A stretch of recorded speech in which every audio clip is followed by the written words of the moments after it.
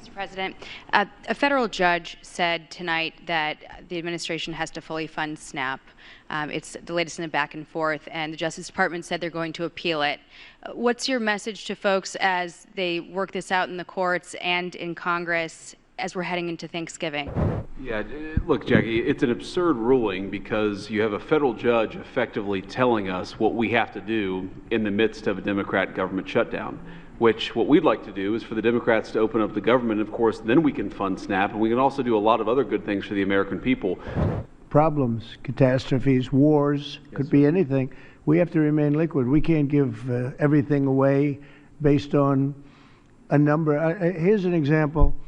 When I was president, the number that you're talking about was a tiny fraction of what it is now. Okay, so this is Trump's Judgment Day.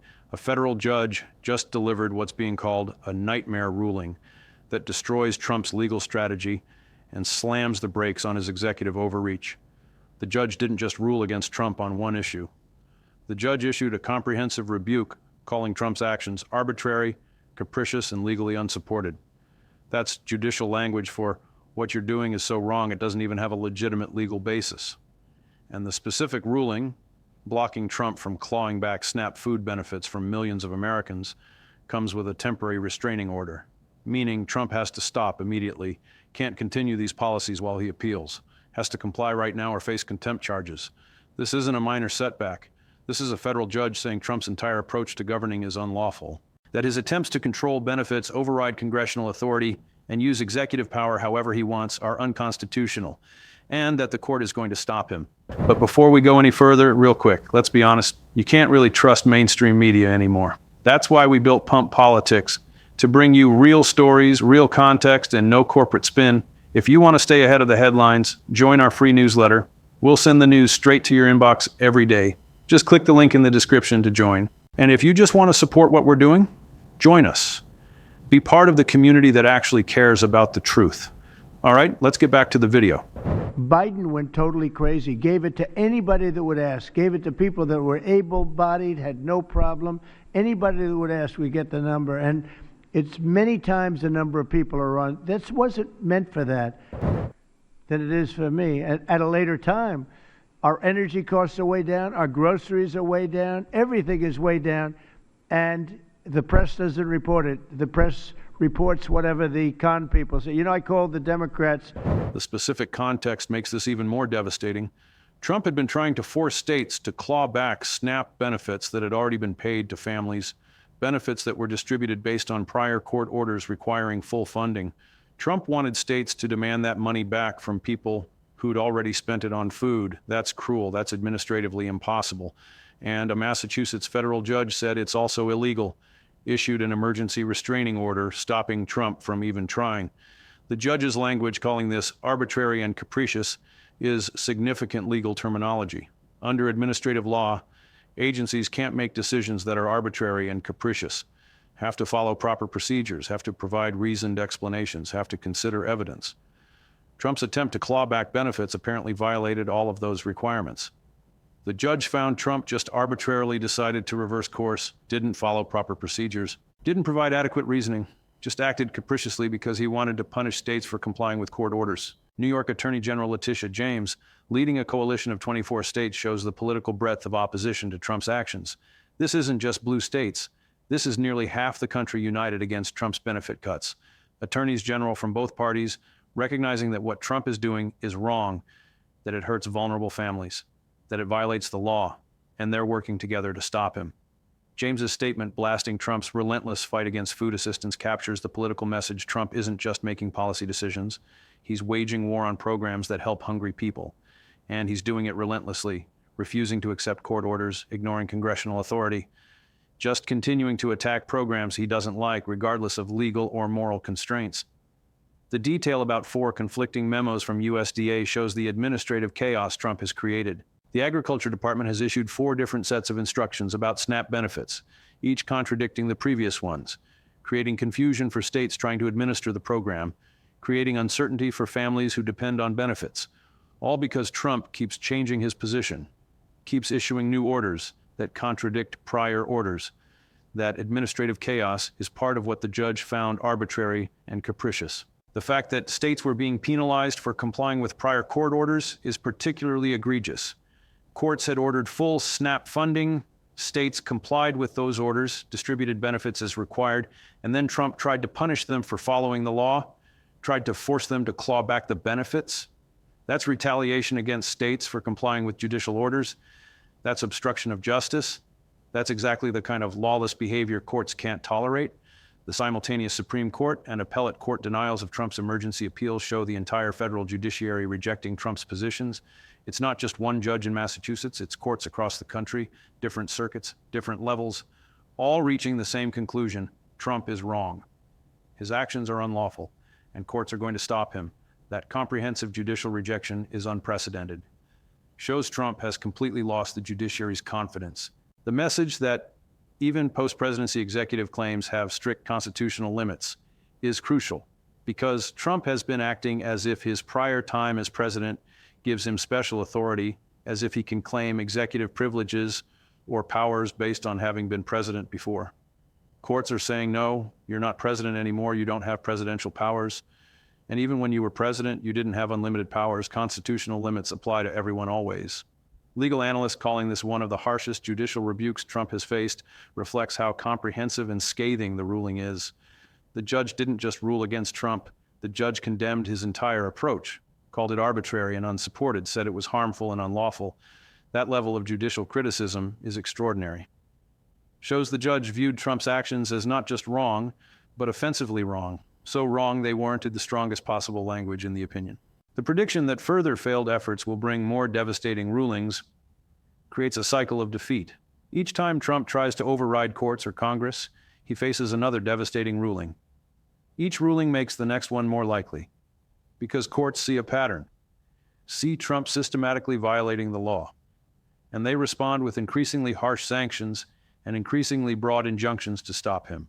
All right, so let's dig into the specific findings in the judge's ruling, why the SNAP clawback was so problematic, and what this means for Trump's remaining executive authority. The temporary restraining order issued by the Massachusetts federal judge is an emergency measure, used when there's imminent irreparable harm that needs to be stopped immediately. The judge concluded that allowing Trump to continue forcing states to claw back SNAP benefits would cause irreparable harm, would hurt millions of families who'd lose food assistance, would create administrative chaos as states tried to recover money from people who'd already spent it. That finding of imminent irreparable harm justified the emergency order stopping Trump immediately. The arbitrary and capricious finding is based on Administrative Procedure Act requirements. Federal agencies have to follow certain procedures when making decisions, have to provide notice, allow public comment, consider evidence, provide reasoned explanations for their decisions.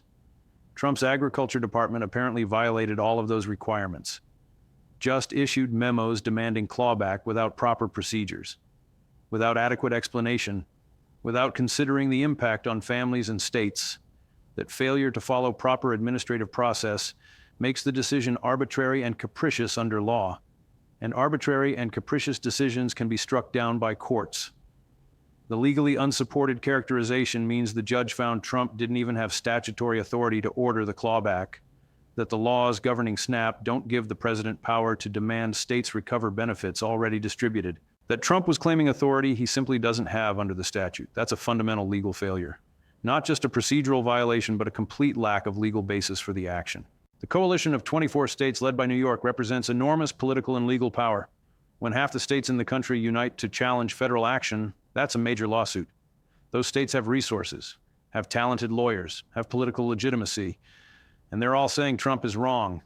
That unified state opposition makes it very difficult for Trump to prevail, because courts see that state attorneys general from across the political spectrum all agree Trump's actions are unlawful. The public outrage over penalizing states for court compliance added political pressure that influenced the legal outcome. When the public sees Trump punishing states for following court orders, that creates sympathy for the states, creates understanding that Trump is acting lawlessly and that public pressure makes it easier for judges to rule against Trump, makes it politically safe to issue harsh rulings because the public supports holding Trump accountable. The four conflicting USDA memos show a pattern of chaotic policy making. First memo says one thing, second contradicts it, third changes course again, fourth reverses back. That kind of inconsistency is evidence of arbitrary decision-making, shows the agency isn't following a coherent policy, isn't making reasoned decisions based on evidence, is just changing positions repeatedly based on political pressures or Trump's whims. That pattern supports the judge's finding that Trump's actions are arbitrary and capricious. The administrative confusion created by these conflicting memos imposed real costs. States had to implement each new policy, had to train workers, had to update systems, and then had to reverse everything when the next memo came out. That's enormously expensive and disruptive. And it's all because Trump can't settle on a consistent policy, keeps changing his mind and issuing new orders that contradict the old ones. The impact on families who depend on SNAP is the human cost of Trump's chaos. People who rely on food assistance to feed their children, who budget carefully based on expected benefits, and who faced uncertainty because Trump kept changing the rules. Some families might have received benefits and spent them on food, and then been told they had to pay the money back. That's impossible for families living paycheck to paycheck, creates genuine hardship, and the judge recognized that harm and stopped it. The Supreme Court denials of Trump's emergency appeals are particularly significant because Trump had been hoping the conservative majority court would protect him, would give him time to continue his policies while appeals proceeded. But the court said no, refused to stay the lower court orders, required Trump to comply immediately. That shows even conservative justices won't protect Trump when his actions are clearly unlawful. The appellate court denials in multiple circuits show this isn't one region or one set of judges. It's courts across the country all reaching the same conclusion: Trump's claims lack merit. His emergency appeals should be denied. His policies should be stopped immediately. That geographic breadth of judicial rejection makes it impossible to claim regional bias or judicial activism. This is the entire federal judiciary speaking with one voice. The strong message about strict constitutional limits on executive power is the broader principle being established. These cases aren't just about SNAP benefits. They're about whether presidents can claim sweeping unilateral authority, whether they can override Congress and courts, whether they can govern by decree. And judges are emphatically saying no, presidents have limited powers. Those limits are real, and courts will enforce them. The connection to Supreme Court action voiding Trump's tariff program shows a pattern. Courts striking down Trump's trade policies, courts blocking his benefit cuts, courts invalidating his emergency declarations. All of it together creates a comprehensive judicial rejection of Trump's approach to executive power. The multi-pronged congressional push to block Trump's orders adds legislative resistance to judicial resistance. Congress passing laws to override Trump's orders, threatening impeachment, using appropriations power to defund unlawful activities. That coordination between judicial and legislative branches creates powerful check on executive overreach. Okay, so let's break down what this nightmare ruling means for Trump's ability to govern and for the balance of power between branches. Point 1, a federal judge calling Trump's actions arbitrary, capricious, and legally unsupported represents the harshest possible judicial condemnation under administrative law. This isn't just saying Trump made a mistake. This is saying Trump's entire approach is lawless, that his decisions have no legitimate legal basis, that he's acting arbitrarily rather than following law. That comprehensive condemnation destroys any claim Trump has to be acting lawfully. Point 2, the temporary restraining order requiring immediate cessation of the SNAP clawback shows courts using their strongest emergency powers to stop Trump TROS are reserved for situations where immediate harm must be prevented. The judge concluded Trump's actions were causing such serious immediate harm that they had to be stopped right now, not after briefing and argument, not after appeals, right now. That immediate intervention shows how seriously the judge viewed Trump's violations. Point 3, the coalition of 24 states united in opposition demonstrates that Trump has lost support across the political spectrum for his benefit policies. When attorneys general from both parties come together to challenge federal action, that's powerful evidence the action is wrong, that it violates broadly shared values about helping vulnerable people, that it's not just partisan disagreement, but genuine constitutional crisis. That bipartisan state opposition makes Trump's position politically and legally untenable. And point 4, multiple court denials at every level of the federal judiciary, district courts, appeals courts, Supreme Court, show comprehensive judicial rejection of Trump's claims. This isn't one liberal judge being activist. This is the entire federal judiciary saying Trump is wrong, that his arguments lack merit, that his policies must be stopped. That unanimous judicial opposition makes reversal on appeal virtually impossible, shows Trump's legal position is fundamentally flawed. Point 5. The characterization of this as Judgment Day and prediction of more devastating rulings if Trump continues overreach reflects that Trump has reached a legal tipping point where courts will aggressively check any further violations. Judges have been patient, have given Trump chances to comply, but that patience is exhausted. Now courts are ready to use their full powers, injunctions, contempt citations, sanctions, to force Trump to follow the law.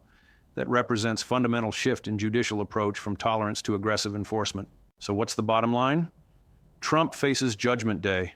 A federal judge delivered a nightmare ruling, called Trump's actions arbitrary, capricious, and legally unsupported, issued temporary restraining order stopping Trump's snap clawback attempt. That's comprehensive judicial rejection using the harshest possible language and strongest available remedies. New York Attorney General leading 24 states in opposition. Nearly half the country united against Trump's benefit cuts. Attorneys general from both parties working together. That bipartisan coalition showing Trump's actions violate broadly shared values about helping vulnerable Americans. The judges finding that Trump's approach is arbitrary and capricious, based on 4 conflicting USDA memos. Administrative chaos, penalizing states for complying with court orders, all showing Trump acting lawlessly rather than following proper procedures. Supreme Court and appellate courts denying Trump's emergency appeals, refusing to let him continue unlawful policies while appeals proceed, requiring immediate compliance. That comprehensive judicial rejection across all levels of federal judiciary showing Trump has completely lost courts' confidence. Legal analysts calling this one of harshest judicial rebukes Trump has faced. The language condemning his entire approach.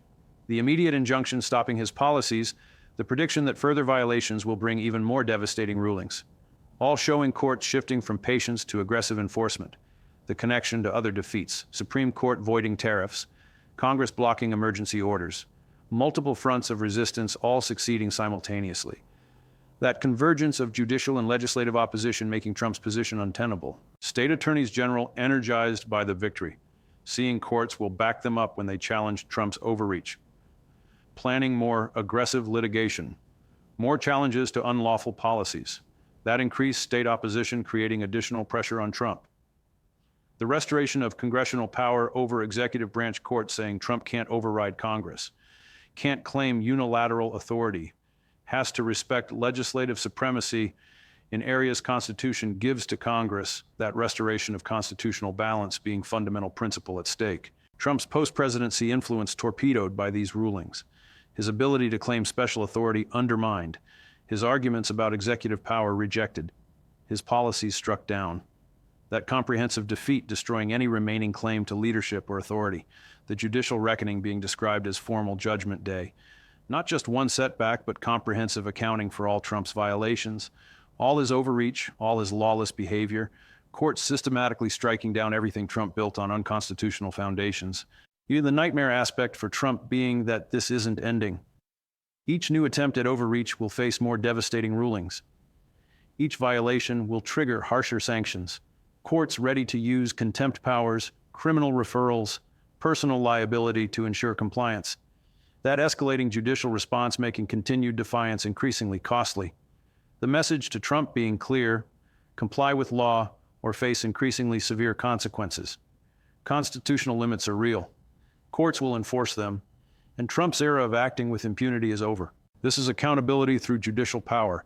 Courts using their full authority to check executive overreach, to protect vulnerable Americans from arbitrary government action, to restore constitutional balance between branches.